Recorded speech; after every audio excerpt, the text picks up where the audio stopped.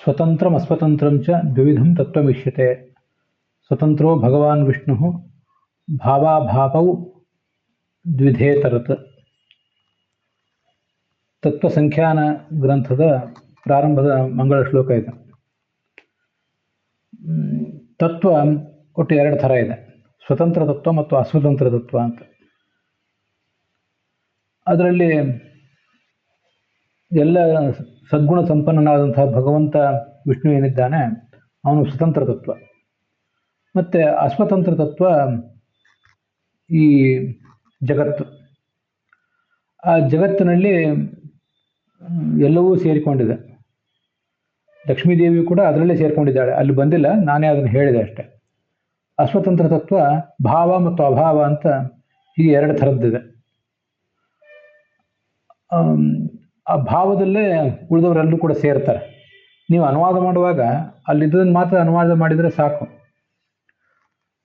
ಭಾವ ಮತ್ತು ಅಭಾವ ಅಂತ ಈ ಥರ ಎರಡು. ಈ ಮುಕ್ತಿಗೆ ತತ್ವಜ್ಞಾನ ಅಂತ ಕಾರಣ. ತತ್ವಜ್ಞಾನ ಯಾವುದರ ಕುರಿತಾಗಿರಬೇಕು?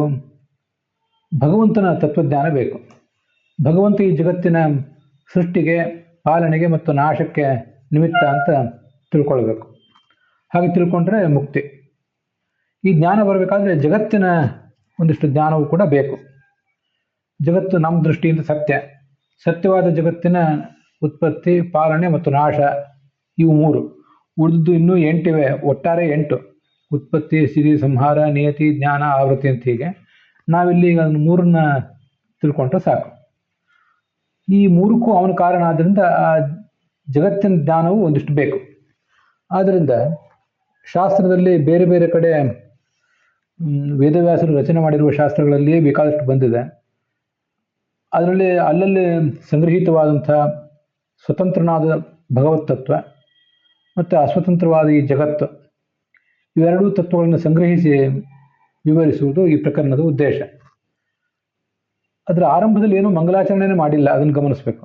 ಸ್ವತಂತ್ರ, ಬೇರೆ ಮಂಗಲಾಚರಣೆ ಅವನಿಗೆ ನಮಸ್ಕಾರ ಮಾಡಿ ನಾನು ಈ ಗ್ರಂಥವನ್ನು ರಚನೆ ಮಾಡ್ತೀನಿ ಅಂತ ಏನೂ ಬಂದೇ ಇಲ್ಲ. ಸ್ವತಂತ್ರ ಎಂಬ ಶಬ್ದದಿಂದ ಭಗವಂತನನ್ನೇ ವರ್ಣಿಸಿ ಅದನ್ನೇ ಮಂಗಲಾಚರಣೆ ಆಚಾರ ಮಾಡಿದ್ದಾರೆ ಅಂತ ನಾವು ತಿಳ್ಕೊಳ್ಬೇಕು. ನೀವು ಅನುವಾದ ಮಾಡಲಿಕ್ಕೆ ಅಂತೇನು ಬೇಕಾಗಿಲ್ಲ. ಆದರೆ ತರ್ಕ ಸಂಗ್ರಹ ಮೊದಲಾದ ಗ್ರಂಥಗಳಿಗೂ ಈ ಗ್ರಂಥಗಳಿಗೂ ಇರುವ ಒಂದು ವ್ಯತ್ಯಾಸವನ್ನು ಕೂಡ ನಾವು ಇಲ್ಲಿ ಗಮನಿಸಬೇಕು. ಅವರು ದ್ರವ್ಯ ಗುಣ ಕರ್ಮ ಸಾಮಾನ್ಯ ವಿಶೇಷ ಸಮವಾಯ ಅಭಾವಾಹ ಸಪ್ತ ಪದಾರ್ಥಾಹ, 7 ಪದಾರ್ಥಗಳಿವೆ ಅಂತ ಪ್ರಾರಂಭ ಮಾಡ್ತಾರೆ. ಯಾವಂದರೆ ದ್ರವ್ಯ ಗುಣ ಕರ್ಮ ಮೊದಲಾದ 7 ಪದಾರ್ಥಗಳು. ಅದರಲ್ಲಿ ದ್ರವ್ಯ ಪೃಥ್ವಿ, ಅಪ, ತೇಜಸ್ಸು, ವಾಯು, ಆಕಾಶ, ಕಾಲ, ದಿಕ್ಕು, ಆತ್ಮ, ಮನಸ್ಸು ಅಂತ 9 ದ್ರವ್ಯಗಳಿವೆ. ಗುಣಗಳು 24 ಇವೆ. 5 ಥರದ ಕರ್ಮಗಳಿವೆ ಅಂತ ಹೀಗೆ ಮುಂದೆ ಅದನ್ನು ವಿಭಾಗ ಮಾಡ್ತಾ ಹೋಗಿದ್ದಾರೆ. ಅಂತೂ ಪದಾರ್ಥಗಳ ತತ್ವಜ್ಞಾನದಿಂದ ಮೋಕ್ಷ ಅಂತ ಅವರು ಅಂತಾರೆ. ಆದರೆ ಪರಮಾತ್ಮನನ್ನೇ ನಾವು ತಿಳ್ಕೊಳ್ಬೇಕು, ಪರಮಾತ್ಮನನ್ನು ಅತಿ ಮುಖ್ಯತೆಯಾಗಿ ತಿಳ್ಕೊಳ್ಬೇಕು ಅಂತ ವಿಷಯದಲ್ಲಿ ಅವರಿಗೂ ನಮಗೂ ಭಿನ್ನ ಅಭಿಪ್ರಾಯ ಇದೆ. ಎಲ್ಲ ಪದಾರ್ಥಗಳ ಜ್ಞಾನವೂ ಮುಖ್ಯ. ಪದಾರ್ಥಗಳು 7, ಅದರಲ್ಲಿ ದ್ರವ್ಯಗಳು 9. ಅದರಲ್ಲಿ 8ನೇದ್ದು ಆತ್ಮ ಅನ್ನೋದು ದ್ರವ್ಯ. ಆ ಆತ್ಮ ಅನ್ನೋದು ಜೀವಾತ್ಮ ಪರಮಾತ್ಮ ಅಂತ 2 ಇದೆ. ಪರಮಾತ್ಮನ ಜ್ಞಾನವೂ ಕೂಡ ಆತ್ಮತತ್ವದ ಒಂದು ಭಾಗವಾಗಿ ಬಂದರೆ ಸಾಕಷ್ಟೆ ಅಂತ ಹೀಗೆ ಅವರ ಅಭಿಪ್ರಾಯ. ಅದಕ್ಕಾಗಿಯೇ ಅನೇಕ ವ್ಯರ್ಥವಾದ ತಾರ್ಕಿಕ ಪರಿಷ್ಕಾರಗಳು, ಕಾಲಹರಣ ಮಾಡಿಸುವಂಥ ವಾದಗಳು, ಇದರಲ್ಲಿ ಅವರು ತೊಡಗಿರ್ತಾರೆ ತಾರ್ಕಿಕರು. ಅದು ಜ್ಞಾನ ಅಲ್ಲ. ಭಕ್ತಿಯಿಂದಲೇ ಭಗವಂತ ಒಲಿತಾನೆ. ಆ ಭಕ್ತಿಗೆ ತತ್ವಜ್ಞಾನ ಕಾರಣ. ಆ ತತ್ವಜ್ಞಾನ ಭಗವಂತನನ್ನು ಪ್ರಧಾನವಾಗಿಟ್ಕೊಂಡು ತತ್ವಜ್ಞಾನ ಬರಬೇಕು. ಮಾಂ ವಿಧತ್ತೆ ಅಭಿಧತ್ತೆ ಮಾಂ, ಇದ್ಯಾವುದು ಪ್ರವಚನ ನಿಮ್ಗೆ ಅನುವಾದದಲ್ಲಿ ಬೇಕಾಗಿಲ್ಲ, ಗೊತ್ತಿರಲಿ ಅಂತ ಹೇಳಿದೆ ಅಷ್ಟೆ. ಮಾಂ ವಿಧತ್ತೆ ಅಭಿಧತ್ತೆ ಮಾಂ, ನನ್ನನ್ನು ಶಾಸ್ತ್ರ ಪ್ರಧಾನವಾಗಿ ಉದ್ದೇಶಿಸಿಕೊಂಡು ಹೇಳ್ತದೆ. ನನ್ನ ಪ್ರೀತಿಗಾಗಿ ಎಲ್ಲವನ್ನೂ ವಿಧಿಸ್ತದೆ. ಹೀಗೆ ಮಾಡಬೇಕು, ಹೀಗೆ ಮಾಡಬಾರ್ದು. ಭಗವಂತನ ಪ್ರೀತಿ ಆಗುವುದರಿಂದ ಇದನ್ನು ಮಾಡಬೇಕು, ಭಗವಂತನಿಗೆ ಪ್ರೀತಿ ಆಗುವುದಿಲ್ಲ, ಅದರಿಂದ ಅಪ್ರೀತಿ ಆಗ್ತದೆ, ಅದರಿಂದ ಇದನ್ನು ಮಾಡಬಾರ್ದು ಅಂತಲೇ ಹೇಳ್ತದೆ. ಹೀಗೆಲ್ಲ ಭಾಗವತದಲ್ಲೂ ಬಂದಿದೆ. ಆದ್ದರಿಂದ ನಮ್ಮ ದೃಷ್ಟಿಯಿಂದ ಭಗವತ್ ತತ್ವವೇ ಬಹಳ ಮುಖ್ಯ. ಅದನ್ನೇ ಇಲ್ಲಿ ಸ್ವತಂತ್ರ ಎಂಬ ಶಬ್ದದಿಂದ ವರ್ಣಿಸಿ ಮಂಗಲಾಚರಣೆ ಮಾಡಿದ್ದಾರೆ. ಭಗವತ್ ಕೇಂದ್ರೀಕೃತವಾದ ತತ್ವಜ್ಞಾನ ನಮ್ಮದು ಅಂತ ಹೀಗೆ ಅದನ್ನು ತಿಳ್ಕೊಳ್ಬೇಕು. ವಿಭಾಗ ಮಾಡುವಾಗ ಹೇಗೂ ಏನೋ ವಿಭಾಗ ಮಾಡಬಹುದು. ಒಬ್ಬೊಬ್ಬರು ಜಗತ್ತನ್ನು ಒಂದೊಂದು ರೀತಿಯಾಗಿ ವಿಭಾಗ ಮಾಡ್ತಾ ಹೋಗ್ಬೋದು. ತತ್ವಗಳು ಭಾವ ಮತ್ತು ಅಭಾವ ಅಂತ ಎರಡು ಥರ ಇವೆ. ಚೇತನ ಅಚೇತನ ಅಂತಿವೆ. ನಿತ್ಯ ಅನಿತ್ಯ ಅಂತ ವಿಭಾಗ ಮಾಡ್ಬೋದು. ಪ್ರಾರಂಭದಲ್ಲಿಯೇ ಭಾವ ಅಭಾವ ಅಂತ ವಿಭಾಗ ಮಾಡಿ ಆ ಭಾವದ ಒಂದು ವಿಭಾಗವೇ ಈ ಆತ್ಮ ಅಂದರೆ ಪರಮಾತ್ಮ ಅಂತ ಹೀಗೆ ಮಾಡಿಬಿಡ್ಬೋದು. ಆಮೇಲೆ ಚೇತನ ಅಚೇತನ ಅಂತ ಒಂದು ವಿಭಾಗ ಮಾಡಿ ಆ ಚೇತನದ ಒಂದು ವಿಭಾಗ ಈ ಪರಮಾತ್ಮ, ಜೀವಾತ್ಮರು ಮತ್ತು ಪರಮಾತ್ಮ ಎಲ್ಲರೂ ಕೂಡ ಅದರಲ್ಲೇ ಸೇರಿದ್ದಾರೆ. ನಿತ್ಯ ಅನಿತ್ಯ ಅಂತ ಒಂದು ವಿಭಾಗ ಮಾಡಿ ಅದರಲ್ಲಿ ಆ ನಿತ್ಯದಲ್ಲಿ ಪರಮಾತ್ಮ ಸೇರ್ತಾನೆ ಅಂತ ಹೀಗೆಲ್ಲ ಏನೇನೋ ಮಾಡ್ಬೋದು. ಆದರೆ ಆ ಥರ ತತ್ವವನ್ನು ಪರಿಗಣನೆ ಮಾಡುವುದರಿಂದ ಹೆಚ್ಚಿನ ಪ್ರಯೋಜನ ಇಲ್ಲ. ಸ್ವತಂತ್ರ ಅಸ್ವತಂತ್ರ ಅಂತ ವಿಭಾಗ ಮಾಡಿದರೆ ಭಗವಂತ ಒಬ್ಬನೇ ಸ್ವತಂತ್ರ, ಉಳಿದೆಲ್ಲವೂ ಅವನ ಅಧೀನ ಅನ್ನೋ ಜ್ಞಾನ ಬರ್ತದೆ. ಈ ಜ್ಞಾನವೇ ಮೋಕ್ಷಕ್ಕೆ ಕಾರಣ. ಅದಕ್ಕಾಗಿ ಈ ಸ್ವತಂತ್ರ ಅಸ್ವತಂತ್ರ ಅಂತ ಈ ರೀತಿಯಾಗಿ ವಿಭಾಗ ಮಾಡಿದ್ದಾರೆ. ಮತ್ತಿದು ಭಗವಂತನೇ ರಚಿಸಿರಬಹುದಾದ ಬೇರೆ ಯಾವುದಾದ್ರು ಗ್ರಂಥದಲ್ಲಿ ಹೀಗೆ ವರ್ಣನೆ ಬಂದಿರ್ತದೆ. ಅದಕ್ಕಾಗಿ ಅದನ್ನೆಲ್ಲ ಮಾಡಿದ್ದಾರೆ. ನಾವು ಭಾಗವತದಲ್ಲಿ ನೋಡಿದ್ದೀವಿ, ದ್ರವ್ಯಂ ಕರ್ಮಚ ಕಾಲಶ್ಚ ಸ್ವಭಾವೋ ಜೀವಯೇವವ ಅಂತೇಳಿ. ಪ್ರತಿಯೊಂದು ಪದಾರ್ಥವೂ ಕೂಡ ಭಗವಂತನ ಅಧೀನ, ಅದರ ಸ್ವಭಾವ ಭಗವಂತನ ಅಧೀನ. ಹೀಗೆ ಎಲ್ಲವೂ ಬಂದಿರೋದ್ರಿಂದ ಲಕ್ಷ್ಮೀದೇವಿಯೂ ಕೂಡ ಅಸ್ವತಂತ್ರಳೇ. ಆದ್ದರಿಂದ ಸ್ವತಂತ್ರ ಅಸ್ವತಂತ್ರ ಅಂತ ಹೀಗೆ ಹೇಳಿದಾಗ ಅಸ್ವತಂತ್ರ ತತ್ವದಲ್ಲಿಯೇ ಈ ಲಕ್ಷ್ಮೀದೇವಿಯು ಕೂಡ ಸೇರಿಬಿಡ್ತಾಳೆ. ಅದರಿಂದ ಏನೂ ತೊಂದರೆ ಇಲ್ಲ ಅಂತ ಅಭಿಪ್ರಾಯ. ಹೀಗೆ ಸ್ವತಂತ್ರ ಅಸ್ವತಂತ್ರ ಅಂತ ಎರಡು ಥರದ ವಿಭಾಗ ಮಾಡಿದ್ದಾರೆ. ಅದಾದಮೇಲೆ ಅಲ್ಲಿ ಭಾವಾಭಾವೌ ದ್ವಿಧೇತರತ್, ಭಾವ ಮತ್ತು ಅಸ್ವತಂತ್ರ ತತ್ವ ಅನ್ನೋದು ಭಾವ ಮತ್ತು ಅಭಾವ ಅಂತ ಎರಡು ಥರ ಇದೆ ಅಂತ ಬಂದಿದೆ. ಋಷಿಕೇಶ ತೀರ್ಥರ ಪಾಠಕ್ಕನುಸಾರವಾಗಿ ಭಾವಾಭಾವೋ ದ್ವಿಧೇತರತ್ ಅಂತ ಹೀಗೆ ಬಂದಿದೆ. ಅದಕ್ಕಿಂತ ಚೆನ್ನಾಗಿ ಭಾವಾಭಾವೌ ಅಂತ, ಭಾವಶ್ಚ ಅಭಾವಶ್ಚ ಭಾವಾಭಾವೌ ಅನ್ನೋದು ದ್ವಂದ್ವ ಸಮಾಸ ಚೆನ್ನಾಗಿದೆ. ನಾವು ಅದನ್ನೇ ಇಟ್ಕೊಳ್ಳೋಣ.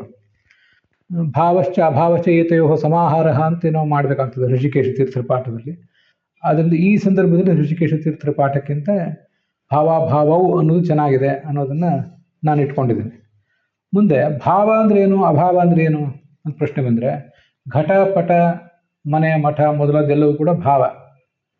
ಮತ್ತು ಘಟಾಭಾವ ಪಟಾಭಾವ ಜಲಾಭಾವ ಅಂತ ಹೀಗೆಲ್ಲ ಏನು ಜ್ಞಾನ ಬರ್ತದಲ್ಲ, ಯಾವುದ್ರ ಜ್ಞಾನ ಬರ್ತಿರ್ತದಲ್ಲ, ಅವನ್ನೆಲ್ಲವನ್ನು ಕೂಡ ನಾವು ಅಭಾವ ಅಂತ ಹೇಳ್ತೀವಿ. ಈಗ ಅದನ್ನು ಅಲ್ಲಿ ವರ್ಣನೆ ಮಾಡಿದ್ದಾರೆ. ಮೊದಲನೇ ಸರಿ ತಿಳಿಯುವಾಗ ಘಟ ಅಸ್ತಿ ಪಟ ಅಸ್ತಿ ಜಲಂ ಅಸ್ತಿ ಅಂತ ಹೀಗೆಲ್ಲ ಇದೆ ಅಂತ ತಿಳಿದು ಬಂದರೆ ಅದನ್ನು ನಾವು ಭಾವ ಅಂತ ಹೇಳ್ತೀವಿ. ನೀರು ಇದೆ ಅನ್ನೋದನ್ನು ಇಲ್ಲಿ ಉದಾಹರಣೆ ಕೊಟ್ಟಿದ್ದಾರೆ. ಇದು ಭಾವ.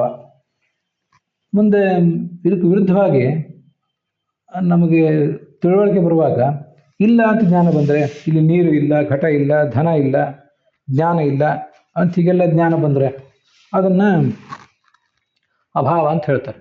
ಅತ್ರ ಘಟಾಭಾವ ಅತ್ರ ಘಟ ನಾಸ್ತಿ ಅಂತ ಜ್ಞಾನ ಬಂದರೆ ಅದನ್ನು ಅಭಾವ ಅಂತ ಹೇಳ್ತಾರೆ. ಇಲ್ಲಿ ಅತ್ರ ಘಟ ನಾಸ್ತಿ ಅತ್ರ ಪಟ ನಾಸ್ತಿ ಮತ್ತು ಜ್ಞಾನಂ ನಾಸ್ತಿ ಮತ್ತು ಧನಂ ನಾಸ್ತಿ ಅಂತ ಹೀಗೆಲ್ಲ ಜ್ಞಾನ ಬಂದಾಗ ಅದನ್ನು ಘಟಾಭಾವ, ಅದನ್ನು ಅಭಾವ ವಸ್ತು ಅಂತ ಹೀಗೆ ಹೇಳ್ತಾರೆ. ಅದನ್ನು ಕೂಡ ಘಟಾಭಾವ ಅಸ್ತಿ ಪಟಾಭಾವ ಅಸ್ತಿ ಜಲಾಭಾವ ಅಸ್ತಿ ಅಂತ ಹೇಳ್ತೀವಿ, ಆಮೇಲೆ ಅದು ವಿಷಯ ಬೇರೆ. ಆದರೆ ಅದನ್ನು ಮೊದಲನೇ ಸಲ ನಾವು ಹೇಳುವಾಗ ಸಹಜವಾದ ಭಾಷೆಯಲ್ಲಿ ಘಟ ಅಸ್ತಿ ಘಟ ನಾಸ್ತಿ, ಜಲಂ ಅಸ್ತಿ ಜಲಂ ನಾಸ್ತಿ, ಪುಸ್ತಕಮಸ್ತಿ ಪುಸ್ತಕಾಭಾವ ಪುಸ್ತಕಂ ನಾಸ್ತಿ ಹೀಗೆ ಹೇಳ್ತೀವಿ. ಆದ್ದರಿಂದ ಇದನ್ನು ಅಭಾವ ಅಂತ ಹೀಗೆ ನಾವು ಹೇಳ್ತೀವಿ. ಇದು ಭಾವ ಮತ್ತು ಅಭಾವ ಅಂತ ಎರಡು ವಸ್ತುಗಳ ನಿರೂಪಣೆ.